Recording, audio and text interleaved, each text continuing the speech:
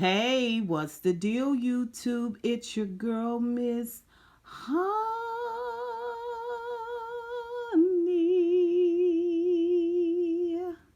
Happy Wednesday, you guys. It is February 24th. We are going to be talking about healing today.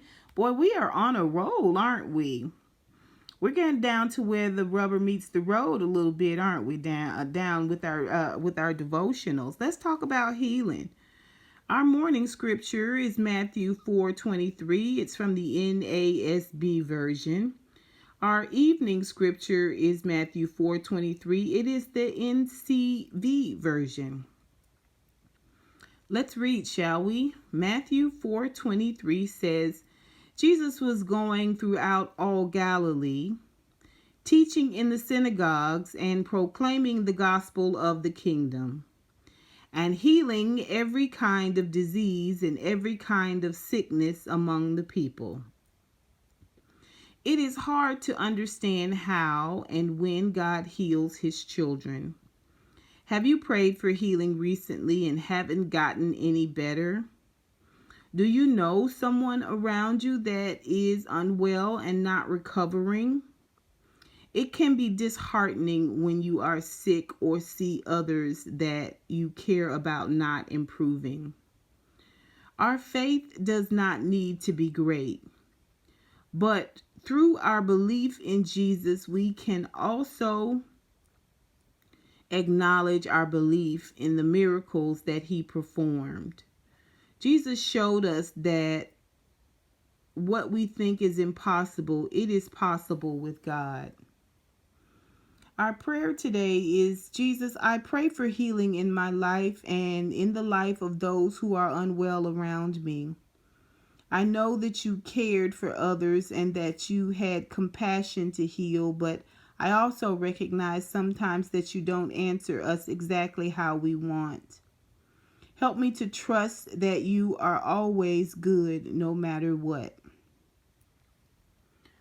So, real quick, faith is the substance of things not seen, hoped for but not seen. And it is important that we have a clear understanding of what we believe in. You know, God isn't a vending machine.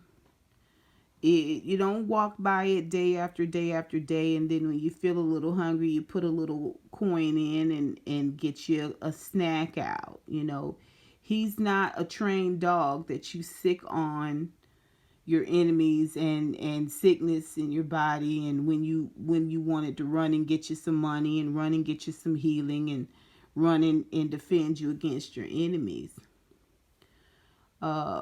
Faith walk is a lifestyle walk, okay?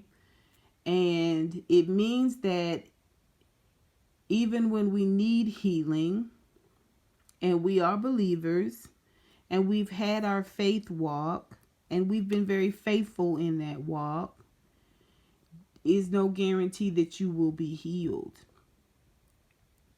It's a hard pill to swallow. But faith says, even if he doesn't heal me, I know that he can. I know that he can. Even if your healing comes in the form of transitioning from this life of pain and sickness into another life where we know no pain, where we know no sickness. You see, a lot of people have a hard time reconciling the fact that you pray for healing and the individual passes. That is a form of healing. It is a form of healing because that person is no longer in pain. That person is no longer in anguish. I personally pray for healing regularly, okay? And it may not necessarily be from, something calamitous like leukemia or, that type of thing. But I've suffered in my body and I've asked God to heal me. I've asked God to relieve the pain, the pressure of the pain, the stress of the pain. And he's done it. I've had toothaches, and I've asked God to help me with this toothache, and he's done it so quickly and so fast that I forgot that I had a toothache that I prayed about. And when I remember, I said, Lord, that tooth isn't hurting anymore. And so he does move. But it is not always going to be in the way that you may think that it's going to happen. And I think that's important for us to reconcile, because we get upset with Christ because that thing that we want him to do the most, he doesn't do, because of his own choices, because of his own will. If it's not in his will to do it the way that you want him to do it, he doesn't. And you have to reconcile that. You have to still continue to believe. Okay, but let's read our evening version. It says, Jesus went everywhere in Galilee, teaching in the synagogues, preaching the good news about the kingdom of heaven, and healing all the people's disease and sicknesses. Sometimes healing doesn't come, and we need to trust that God is still faithful and gracious. He will restore perfect health to us in eternity. We may have to wait for healing, and we may never really know why. Be encouraged today to believe in a God of miracles, and pray with all your might that he will bring healing to the sick. And then our prayer for the evening is, Jesus, I do trust that you are faithful and gracious. I believe there are times that you have healed me or those around me, and I believe that you have also kept me safe in times that I wasn't even aware of. Thank you for your enduring love. And then our question for ourselves today is, are you praying for healing for yourself or someone else? Can you see God's goodness in that situation? I remember once in my old church, there was an apostle who came to speak, and he was an African man, and he preached about how there was I can't remember the story exactly, but somehow his son ended up in the pool and had drowned, and he got his son out of the pool and began to give him mouth to mouth and resuscitate him, and it wasn't taking, and he just began praying while he was doing it, and his son came back. His son spit the water up and came back, and his prayer was very powerful. It was very powerful, the prayer he said he prayed. And basically, for the most part, it was like he beat the trick of the enemy back, the devil back, and declared life for his son, and declared that his son would not be taken. And you know how it comes across. It comes across like this is what you have to do in order to get this result. And, I think it may be true in some cases, but I had a good friend who was actually administrator there at that church, and many years earlier, I would say at least 5 or 6, she had lost her son, Timmy, to a brain tumor, and obviously they had tried everything they could to get this tumor gone and heal him from this cancerous tumor, and it ended up taking his life. It was something that obviously as a mom she never forgot, and I'm sure that there were prayers upon prayers upon prayers Yesterday we talked about fasting. I am sure that there was fasting. Okay, I am sure of it. All right, I am sure that there was tarrying. I'm sure that there was prayer vigils. I'm sure that it was around the clock. Worship music, the whole nine. But Timmy still transitioned on to be with the Lord. And she was almost offended at this preacher, this African preacher, because like I said, the way that he presented it was that he was bold in the spirit and was able to reclaim his son back from the hands of death.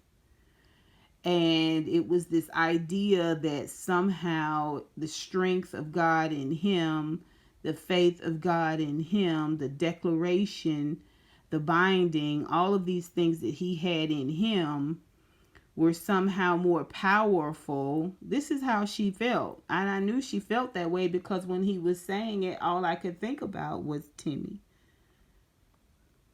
All I could think about was my other friend who's lost 2 daughters in a car accident.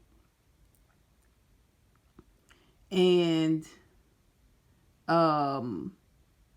you know, it was just I don't think he meant it that way, but it was just the implication that somehow her son may have died because her faith wasn't great enough. And he didn't imply that, but you know, that's how it came across because of how she was feeling. That's how she took it, because of her own grief and sadness, you know, this idea that she could have done something more to save her son. And you know, it just is one of those things, you know, it's one of those things. And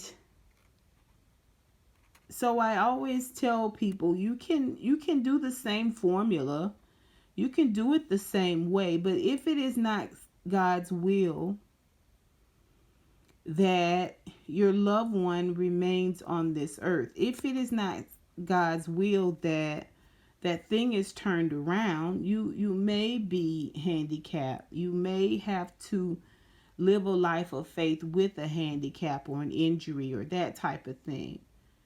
While others may have stories of healing, of being restored, of remission. But their story isn't your story. His will for their lives and his will for your lives may be completely different. Okay? And you have to treat it on the individual basis. You just do. You just do. Yes, you pray. Yes. Please continue to pray for your loved one. Please continue to pray for the things that you want. Please continue to believe in faith for the things that you want. But just know, even if he doesn't heal, he could have healed. Yes? And you have to then take on a new agenda for prayer, in that when that healing doesn't come, but instead leads to transition or leads to you having to live with this thing, this new life, this new way, this new being, that is a part of your story now. That is a part of your testimony now. And it has purpose in your life. It has purpose in your life. And all of our lots, meaning all of the things that we carry, all of the things that we're saddled with, will not be the same. It won't be the same. Because if you think about it, there are people that have lost their entire family. Right? Who have been in catastrophic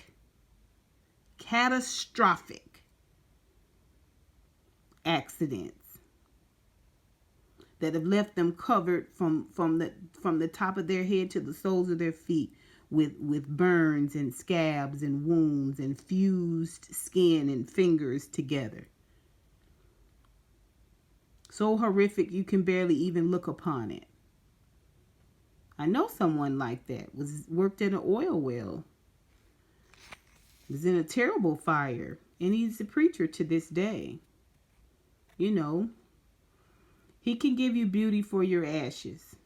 And everybody's story will not be the same. I just wanted to tell you guys that. I don't know who needs to hear it, but I wanted that to be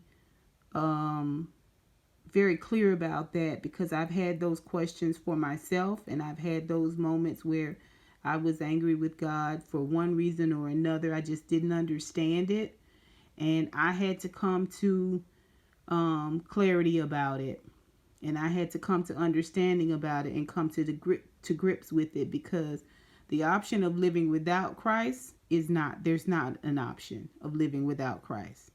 The option of being an unbeliever, that's not an option for me. He has been too good to me. He has brought me too far. Okay? Well, that's all I wanted to tell you guys today. I'd love to know what you think. Put it down below. And until next time, honeybees, I'll